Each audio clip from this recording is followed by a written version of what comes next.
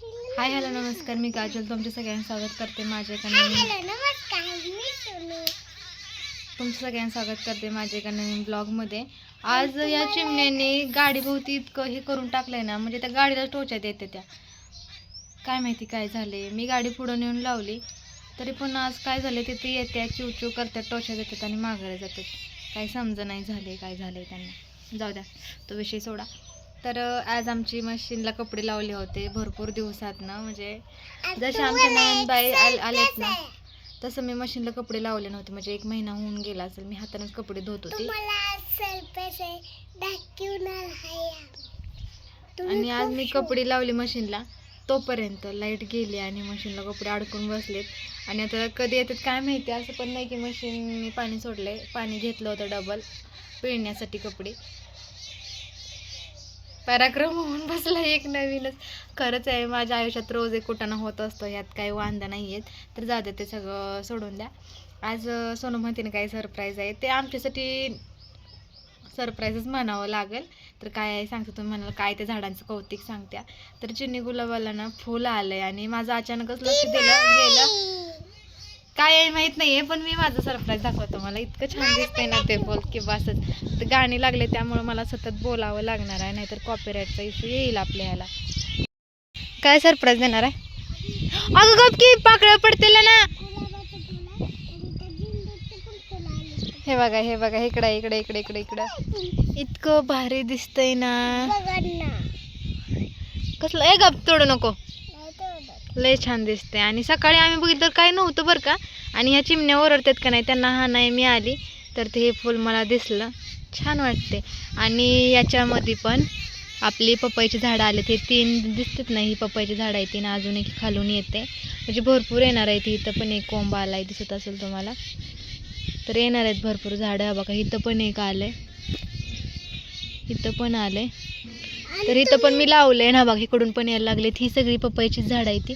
आता मला टेन्शन पडले की एवढी सगळी झाडं, हे बघा एवढी सगळी झाडं मी लावू कुठं? तुम्हीच मला कमेंट करा की मी पपईची झाडं कुठं लावू म्हणून।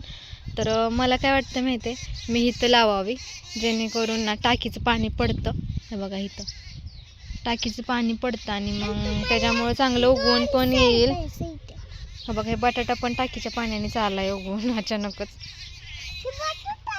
हो बटाटा आहे। काय सरप्राईज आहे तुझं सांग? काय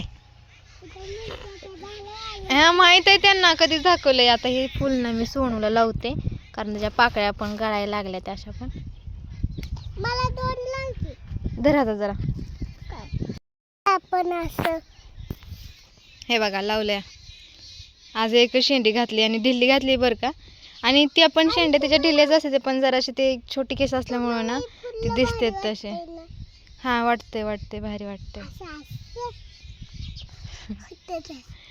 हा तर सांगा मला, पपईची झाडं मी कुठे लाव, टाकीपाशी लाव का तिकडे? तर नाही काय येणार आता, कारण झाडामुळं वाढायला जागा नाही। काय काय झाडं छोटी राहिली, ते बघा जांभळाचं झाड छोटं राहिले, आणि लिंबाचं झाड, लिंबू नाही ना आपली, ती पण छोटीच राहिली आहे। तर इकडं काही चान्स नाही आहे झाडं लावायला, तेवढंच तिकडे काय असेल तर तिकडेच। आणि वाकळ बघा, आम्ही तो सावलीला झोपलेलो ते बाहेरच आणून टाकल्या, कारण त्याला आता सगळी माती चिकटली, घरात नको न्यायला म्हणलं, कारण ऑलरेडी घरात लय धुरळा उडतोय। अरे देवा, लाईट अजून नाही आली, कधी यायची लाईट?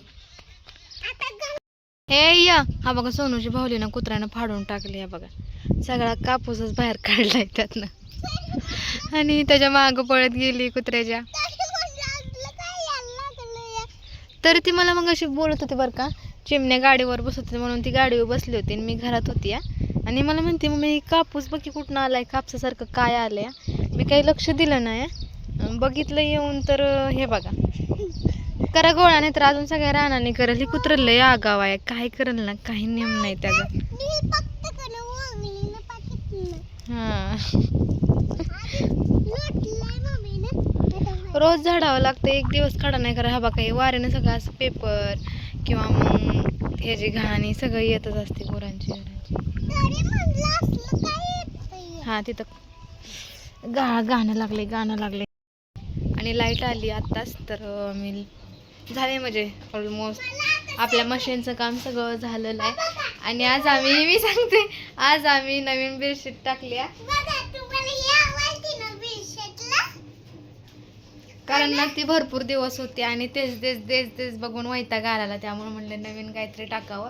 तर ही अशी टाकली आणि आज उशीचं कवर वगैरे पण धुवायला टाकलं तर कारण आमच्या गावची यात्रा आली आता 2 तारखेला यात्रा. बघू मी जाईल का नाही जाईल माहित नाहीये, बघू ते जावाचे तेव्हा असेल. पण थोडीशी साफसफाई केली, पाडव्याला पण केलेली, पण आम्हाला आठवड्यातनं एकदा किंवा महिन्यातून 2 वेळा तरी आम्हाला साफसफाई करावी लागते, कारण आमचं प्रॉपर घर नाही आहे. जिकडे तिकडे असे बघा मोकळ्या सापटे आहेत का नाही, त्यातनं लय वारं आणि माती सगळी येतच असते.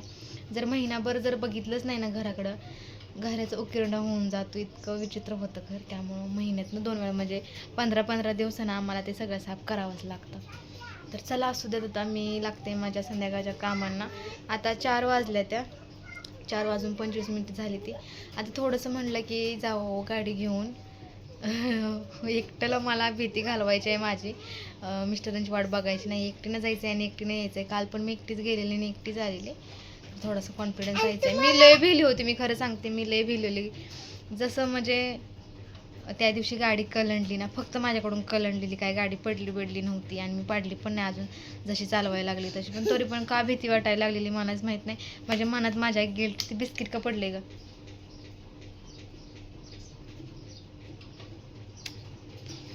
असं होतं की मला नाही जमणार का, माझ्याकडून का कलंडली, असं तसं येईल का नाही मला, असं चाललं होतं. पण काल आली मम्मीला आणि मला लावायची, झालं मशीनचं काम. आज सोनूला लई तेल लावले आणि मी तेल लावलं नाही. आज मी केस धुतले तर मला लावायची. बघू मी आता यांना फोन करते, काय म्हणतात बघते आणि दुसऱ्या दिवशी मी काय खास सोनूच्या मॅडमला फोन केलेला. सोनूनं आता मला वाटते पाडव्याच्या आधीपासून शाळेत नाही गेलेली. तिचं पप्पा होतं घरी तेव्हा त्यांनी नेऊन सोडलेली, मी नाही गेलेली तिला घालवायला. असं झालेत भरपूर दिवस, 7-8 दिवस झालं असेल ती शाळेत गेली नाही. त्याच्या मॅडमला आम्ही स्वतःहून फोन केलेला, कारण मॅडमला माहिती आहे ती शाळेत आली का आजारी पडते, त्यामुळे मॅडम तिच्या फोन करत नाहीत, कारण त्यांना माहीत होऊन गेले. आणि मी मॅडमला मग बोलत असते की शाळा इतकी लांब आहे, या पोरं वैतून जाते, ती मी भरपूर बोलते. तर चला असू द्यात, आता आम्ही थोड्या वेळाने भेटते तुम्हाला. ओके चला, बाय बाय. मला बोलू दे आज काय काय म्हणत आले. बोल. आज मला खुशी वाटते, नाही तर आधी मला असं उड्यामध्ये बोलू वाटत नव्हतं, हसायला यायचं. आणि आता आज मला यायला लागलंय बोलायला, नाही तर मनात नाही आलं लगेच. आधी माझं टोन असं होतं गप होतं. बोलली का हिला धाप लागते, खोकला येतोय. ओके, गाणं जास्त वाजायला लागले, कारण ट्रॅक्टर आता इकडं आलाय. 1 मिनिटानं भेटतो, 1 मिनिटानं. 1 वाजता कपडे धुवायला बसले, म्हणजे 1 वाजता कपडे लावलेत मशीनला. आता जाऊन 5 वाजलेत आणि 5 वाजता कपडे धुवून झालेत. म्हणजे म्हणूनसाठी मला कधी कधी वाटते की मशीन घेऊन चुकी केली, लय पश्चाताप होतो, पण आता पर्याय नाही. तो पश्चाताप आपणच जिरवून घ्यायचा आहे आता.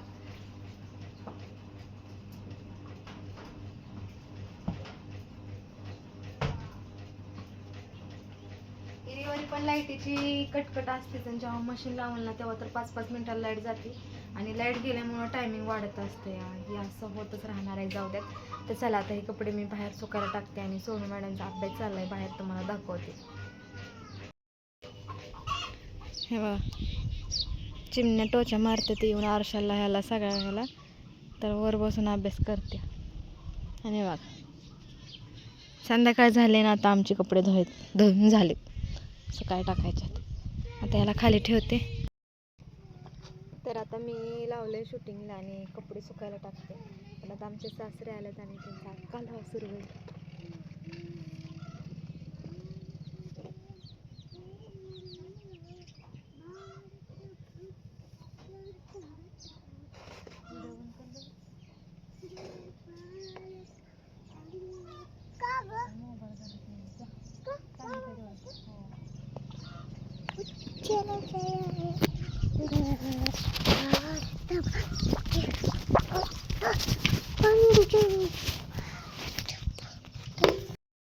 आता वाजले 7 आणि मी घेतलाय स्वयंपाक बनवायला.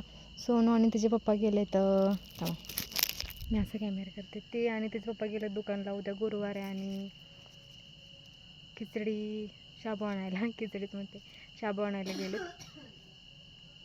तर चला आता म्हणलं मी स्वयंपाक करून घेते. काही नाही, फक्त कालवण भात आणि भाकरी 2 बनवायच्या होत्या. यांच्या चपात्या आहे, त्यांनी डबा खाल्ला नाही, त्यामुळे थोडंसं जेवण बनवायचं आहे. म्हणलं तेच तोपर्यंत माझं कालवण भात तर घातलं आहे, लसूण सोलते, कालवणाला घालते आणि पटकन भाकरी करून घेते. उशीर झाला आहे, गाडी घेऊन तिकडे गेलो त्यामुळे उशीर झाला, नंतर लवकर स्वयंपाक झाला असता माझा. बघू आता कधी येतात.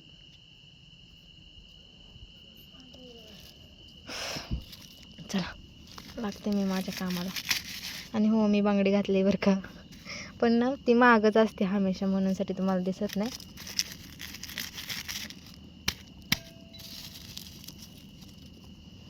मस्त जावं लागला आज. यांनी लाकडं तोडून दिली, नाहीतर मी तर अख्खी हाय अशी मोठीची मोठी घालत होती, एकच लाकूड घालायची. हा छान जावं लागला.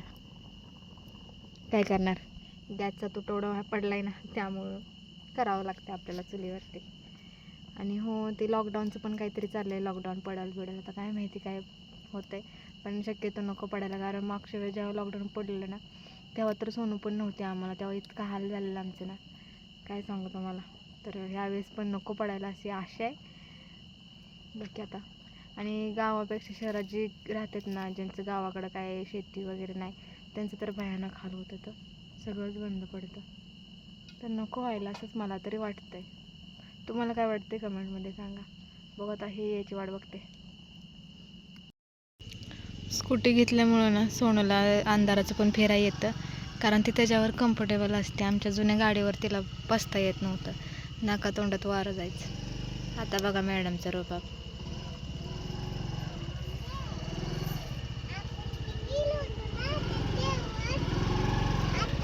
माझ्या अंगावर घाला मारून टाकायचा प्लॅन आहे माझा मला. मग गाडी कुठे टिकली आहे? हां, कुठं?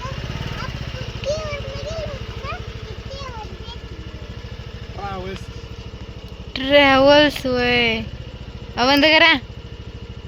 किती धुरळा उडवत आला या. ही बघा घाण, ही काय आहे, ही सगळी घाणच आहे. मालकीन जा की, आम्ही नाही हलवला. आम्ही हारसा हलवत पण नाही.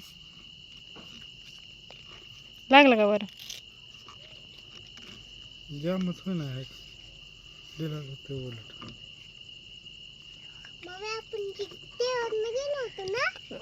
गाडी तर पडली पण नाही, काय पण नाही, तरी पण काय कळलंय मला, मला दिसली इथनं. कसं काय हो?